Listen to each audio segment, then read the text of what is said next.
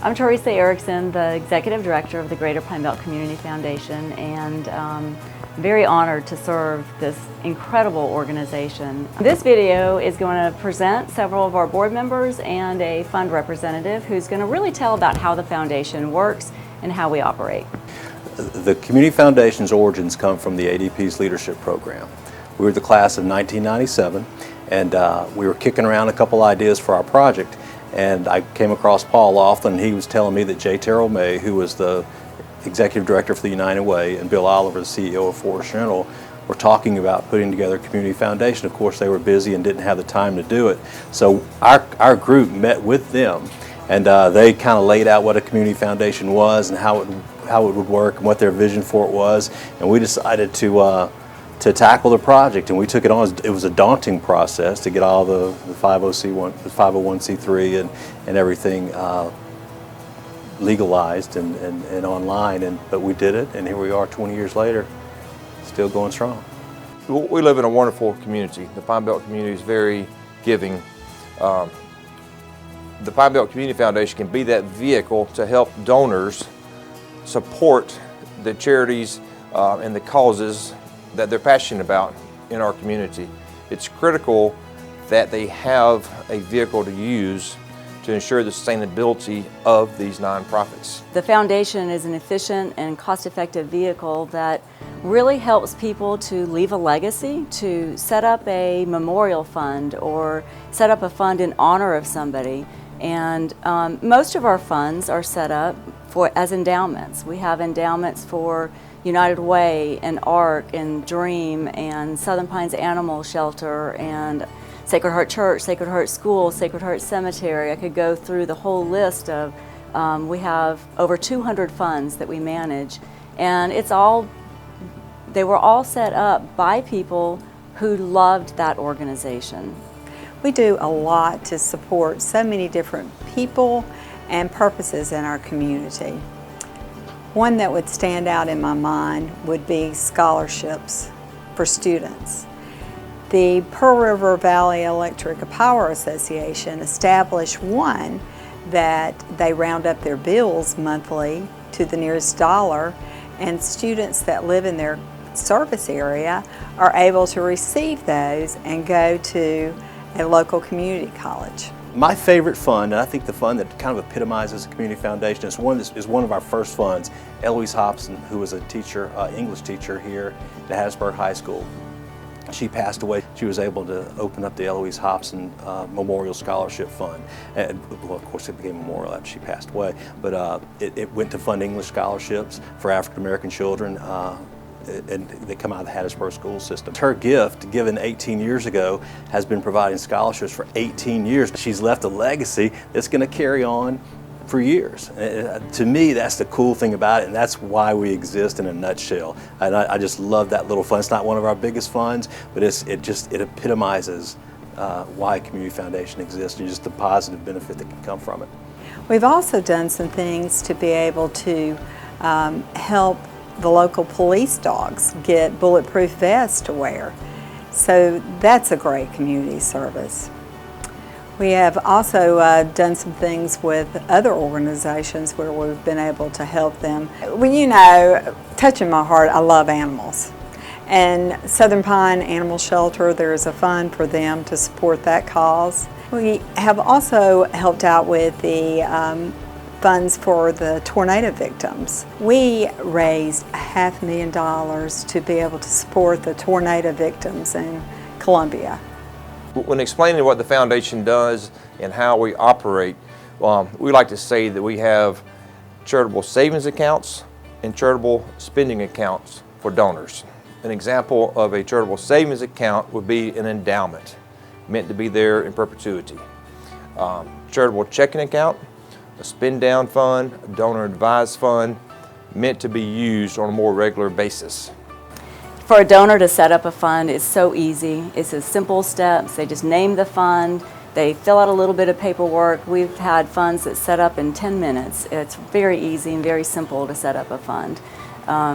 We don't charge that much. I know that one of the myths is that people think that you have to be a millionaire to start a fund. You don't. You can start a fund. We had actually one fund that was started with just $40, and other donors gave to that fund and helped that fund grow. The Giving Grace Fund was, its roots are founded in the diagnosis of our daughter Maggie at 15 in 2000, on April 7, 2014. She was diagnosed with colon cancer. The Sunday after her diagnosis, we were at church, and this beautiful blonde-headed little girl walks up.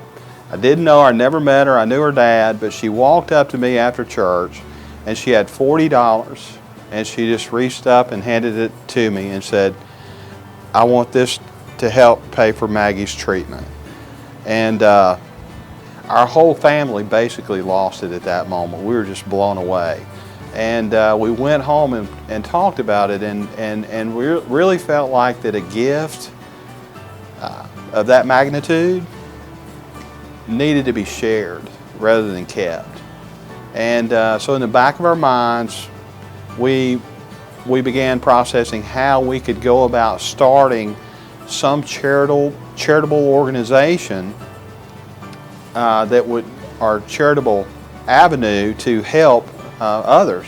And the Greater PineBelt Community Foundation came to mind. And so met with Teresa, and we actually set up the fund, started it with the $40 plus some other money, but it's grown. I think today it's a little over $24,000, and it's just amazing how that one gift of $40 has been multiplied over and over. And our goal in establishing that fund was to help Blair Basson Children's Hospital, which is a passion of our daughter Maggie's, and also because of Grace's compassion for Homes of Hope for Children.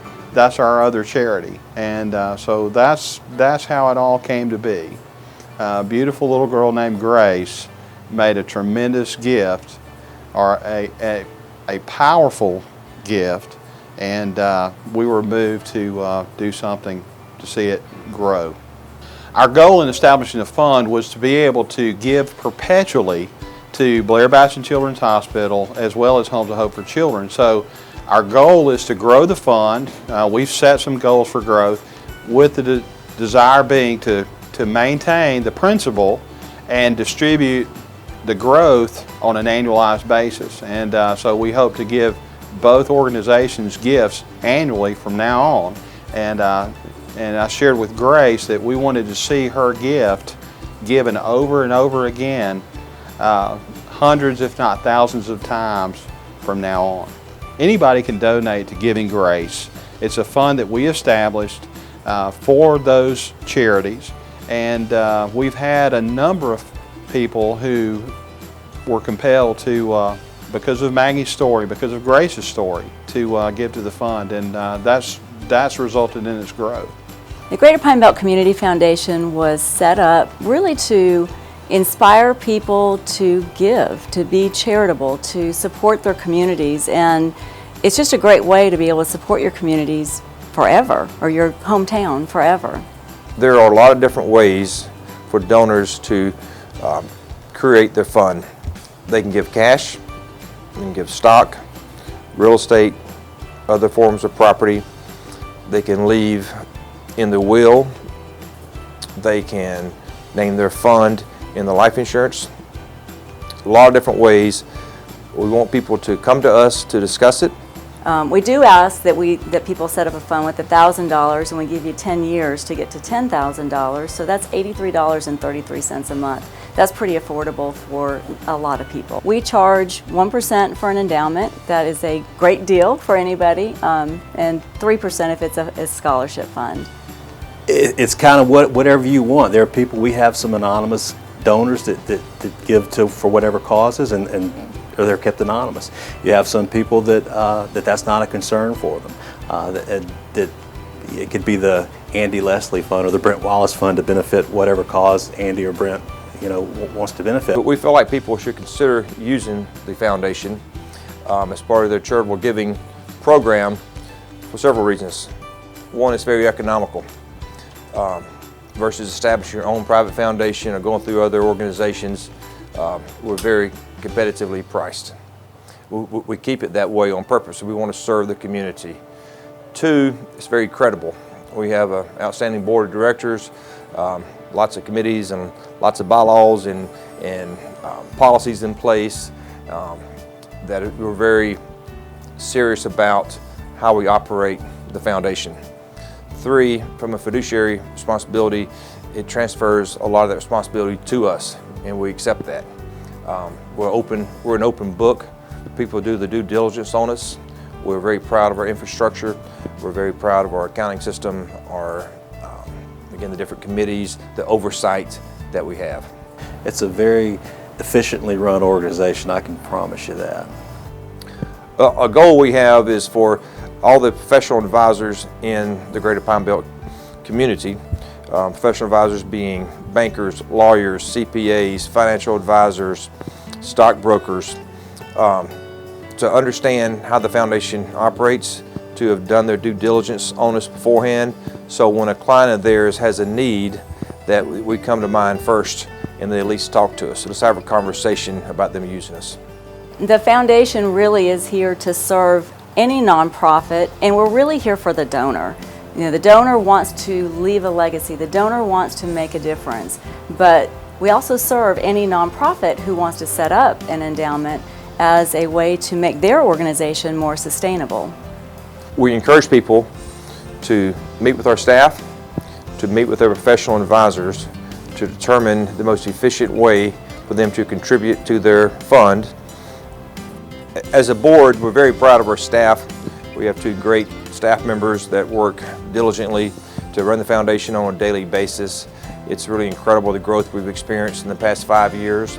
To date, the foundation has distributed over $9 million of different donors' funds. We're very proud of that. We're very accessible. Yeah, we have a great website. We're on Facebook. Someone's manning the phones 8 to 5, 5 days a week. They can call any board member's cell phone. They can call a staff cell phone. We're literally here 24/7 for donors. I think really the best question is why every community doesn't have a community foundation.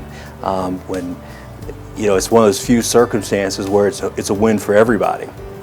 It's a win for the donor. It's a win for the recipient organizations. It's a win for the people and the causes that benefit from those recipient organizations, and ultimately it's a win for the community as a whole. I think back over 20 years, and it's humbling to think of all the projects and programs that have been funded through the Community Foundation, scholarship programs and art projects and hurricane relief and tornado relief and community development projects and quality of life projects. And actually I think every leadership class after us has used the Community Foundation for their funding, for their fundraising efforts, and it's been a real blessing in that regard too. So I think back to the question, a community foundation is a resource that every community needs to have access to. It promotes philanthropy, and it just provides that vehicle that great ideas and dreams become reality. It's a pretty awesome thing.